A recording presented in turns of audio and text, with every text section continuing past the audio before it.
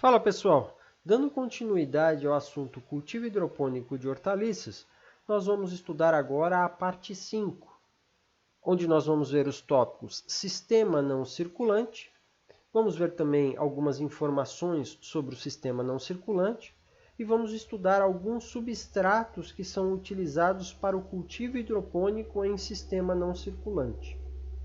Nesta primeira imagem, nós vemos aí uma ilustração típica de um sistema hidropônico não circulante. Então, nós temos aqui as plantas com seus sistemas radiculares inseridos em uma camada de substrato inerte. Essa palavrazinha inerte ela é muito importante. Por quê? Porque é exatamente isso que vai caracterizar esse sistema como hidropônico. Se esse substrato não fosse inerte, se isso aqui fosse solo, esse sistema não poderia ser considerado como hidropônico. Ele seria um sistema de cultivo normal com uma fertirrigação. Nós vemos aqui os tubos gotejadores. Por que com fertirrigação?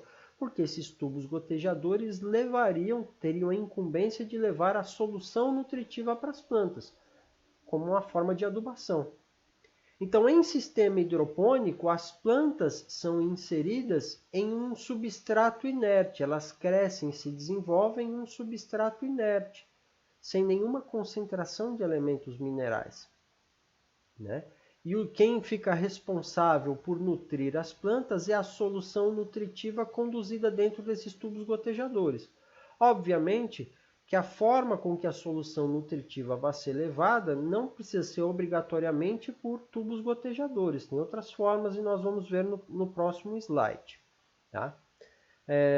Um outro ponto importante é que nesse sistema também existem canais. Esses canais estão preenchidos por brita e esses canais são responsáveis por drenar o excesso de solução nutritiva que pode ser colocado nesse sistema, para não prejudicar o desenvolvimento da raiz, de alguma forma falte oxigênio para o sistema radicular.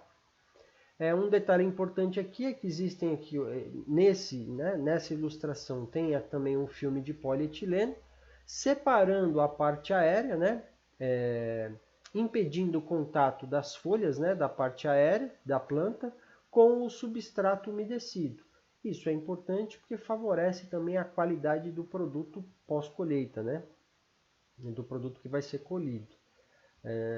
Não obrigatoriamente no sistema hidropônico tem que ter esse filme de polietileno, mas isso são técnicas que são utilizadas para melhorar o produto final, o aspecto do produto final.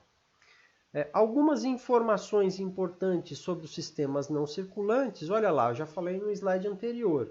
Então vejam, para ser considerado como cultivo hidropônico, o substrato deve ser inerte, diferentemente da fertirrigação aplicada em solos. Também comentei um pouquinho disso no slide anterior. Olha, o fornecimento da solução nutritiva pode se dar de diversas formas, como por exemplo, capilaridade, gotejamento, o exemplo do slide anterior, inundação e circulação. Diversos recipientes podem ser usados no cultivo com substrato. Então, vasos, tubos de PVC, canaletas, filmes plásticos, canteiros de alvenarias, telhas, sacos, dentre outros. Por último, a informação aqui, de modo geral, são usados para culturas que têm o sistema radicular e a parte aérea mais desenvolvidos, como tomate, pepino, pimentão, que não impede, dentre outras culturas, o que não impede de ser utilizado também para hortaliças de porte mais baixo, como por exemplo as hortaliças condimentares, aromáticas, as folhosas, inclusive algumas imagens que nós vamos ver de alguns substratos, que são utilizados, sendo utilizados aí para a produção de alface. Então vamos lá. Alguns substratos, nós vamos ver na sequência aí, substratos que são utilizados para o cultivo hidropônico em sistemas não circulares. Então, o primeiro deles aqui é a areia. E eu gosto de destacar a areia em primeiro lugar porque é um material mineral relativamente barato, que apresenta baixa capacidade de retenção de água. Isso é importante porque num sistema hidropônico o fornecimento de água ele é constante. Então a gente não precisa se preocupar, né, muito com a questão da falta de água, porque o sistema ele é organizado, ele é preparado, né, ele é programado para fornecer água a todo momento. Então o substrato não tem a necessidade de reter grande quantidade de água, né, ou reter água por longos tempos, por longo período. Ele é bastante empregado também no cultivo hidropônico, principalmente devido à facilidade para a remoção das raízes do sistema radicular da areia. Né? Fica muito fácil de lavar a raiz, né? Então é um substrato aí que pode ser amplamente utilizado para cultivo hidropônico. Esse aqui é um outro material pouco utilizado no Brasil, né? Mais utilizado no exterior, até porque para nós é difícil encontrar esse material, a chamada perlita, né? É um mineral de origem vulcânica, que quando expandido através do calor resulta em um produto leve e branco em forma de grãos, como a gente vê aqui, parece sal até, né? Então a perlita ela é inerte, possui pH neutro, e possui aí também elevada capacidade de aeração do meio de cultivo. Então é mais um material interessante aí para a gente poder utilizar, né? Principalmente nas regiões que há maior disponibilidade desse material. Nós vemos aqui na imagem um rabanete sendo cultivado, né, em perlita. Outro material é o cascalho, que nós temos abundantemente também em todo o canto do Brasil, né? É um material mineral formado por partículas de diâmetro maior do que 3 milímetros. É comumente empregado na construção civil e que também tem sido muito utilizado como substrato para cultivo hidropônico. O que a gente vê aqui é um cultivo de alface, né, em cascalho. Outro material que pode ser utilizado também é a brita. É um material muito utilizado em cultivo hidropônico como substrato. Assim como no caso da areia, né, o cascalho também. Então, recomenda-se evitar brita oriunda de rochas calcárias e mármore, devido principalmente ao efeito de elevação do pH. Então, tem que tomar cuidado, né, com o tipo de brita que é utilizado. Tá? Tem que selecionar direitinho o material. A vermiculita é um dos materiais que a gente vê hoje no Brasil, né, junto com o pó de coco, é um dos que a gente vê sendo mais utilizados, né? Tem também a lã de rocha, nós vamos ver um pouquinho mais para frente. Então, a vermiculita é um tipo de argila que é preparada, né, para cultivo hidropônico. Então, ela é aquecida, né? Quando ela é aquecida, quando ela é submetida a alta temperatura, ocorre a sua expansão. Então, é um material bastante leve, tem boa capacidade de troca de cátions, pode ser utilizada pura ou em mistura com outros materiais.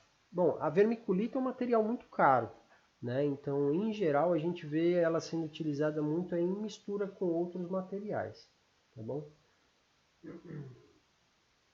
Aqui a lã de rocha, né? Então, nós vemos aqui as almofadas, né? Os travesseiros, que são utilizados aí para o cultivo hidropônico, em sistema não circulante.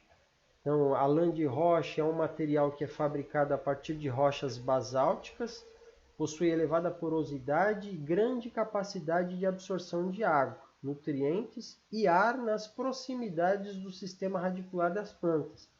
É uma estrutura compacta, bastante homogênea e ela é também quimicamente inerte. Nós vemos aqui cultivo de tomate cereja, né, em travesseiros de lã de rocha, preenchidos com lã de rocha. Aqui também cultivo de pimentão, né, em lã de rocha. É um material que é caro, né, não é muito barato, mas é um material que pode ser, inclusive, reaproveitado se ele tiver com sanidade. Um outro material que é muito utilizado também é a espuma sintética ou fenólica. Ela é mais utilizada principalmente no processo de produção de mudas de plantas, né, de hortaliças para hidroponia. Então, assim, ela nessa condição ela é muito utilizada porque o material como um todo ele pode ser utilizado no transplantio. Então o sistema radicular está inserido dentro dessa espuma, né? Você consegue destacar essa espuma, né? Cada uma dessas unidades aqui do conjunto todo, do conjunto de semeadura, e você pode transplantar tudo isso aqui para um outro substrato, para que a planta possa crescer e se desenvolver. Então a gente consegue aqui com a espuma fenólica proteger o sistema radicular, principalmente no momento do transplantio. Então apresenta a vantagem de não deixar resíduos na solução nutritiva, esse tipo de material. Então a espuma fenólica, é importante que se diga, ela não é utilizada só para sistema não circulante. Ela é utilizada também para sistema circulante. Então esse material aqui é extremamente interessante aí quando a gente trabalha com hidroponia. Bom, um detalhe importante com relação à espuma fenólica é que ela, sempre que a gente vai utilizar esse material, a gente tem que deixar ele de molho aí por 2 ou 3 dias, né, para remover todas as impurezas, né, os produtos químicos que às vezes podem atrapalhar no processo de germinação das sementes. Então é sempre importante lavar bastante esse material antes da sua utilização. Pó de coco é um outro material muito interessante para a gente trabalhar com hidroponia, né, como substrato de hidroponia. Assim como outros, né, assim como eu falei com relação à questão da espuma fenólica, esse material muitas vezes precisa ser lavado também para remoção de sais, de taninos, né, que às vezes prejudicam a emergência das plantas, né, o crescimento e desenvolvimento das plantas. É um substrato de grande acesso, né, principalmente no Brasil. O custo dele não é tão alto. E em algumas regiões do Brasil nós temos larga produção de coco, né, onde esse material pode ser encontrado também, pode ser processado. Um detalhe é que ele não é totalmente inerte, né, por isso a necessidade de lavagem desse material para remoção, né, de qualquer tipo de impureza. Ele possui boa aeração e uma alta capacidade de troca catiônica também. Outro material aí que tem disponível, que pode ser utilizado, é a serragem. Então a serragem de madeira pode ser usada como um substrato para plantas em geral. Porém, recomenda-se efetuar previamente uma lavagem para remover qualquer tipo de tanino que esteja presente, que geralmente são acumulados aí na casca e lenho de várias espécies arbóreas. Né? Ele tem boa drenagem e algumas apresentam pH alcalino, então tem que ficar atento, né? Tem que fazer um estudo aí do material que vai ser utilizado como substrato, aí nesse caso a serragem, né? A origem desse material. Outro material importante, que em geral ele é utilizado mais como para compor substrato, mas pode ser utilizado também de forma individualizada, é a casca de arroz carbonizada ou não. Então é considerado um bom substrato por apresentar características físicas que permitem a penetração e a troca de ar nas raízes. É leve, é um material poroso, permite boa aeração e boa drenagem também da solução nutritiva. Então tem volume constante, tanto estando úmido como estando seco. Outro aí é o bagaço de cana-de-açúcar triturado, pode ser utilizado também. Né? Um excelente substrato para o cultivo de forragem hidropônica, em virtude de que o mesmo pode ser fornecido para o gado conjuntamente com a própria forragem que cresce nele. Né? Da mesma forma, pode ser utilizado o capim seco ou feno triturado. Então, são outros substratos que podem estar sendo utilizados aí também. Tá bom? Então, nós chegamos ao fim dessa parte 5. Né? Aqui são algumas referências que foram utilizadas, né? Para a confecção dessas partes, desse assunto de cultivo hidropônico. Aqui nós finalizamos. essa parte. Se você tiver com disponibilidade de tempo, já clica aí na parte 6 e vamos embora conhecer um pouquinho mais sobre hidroponia e hortaliças.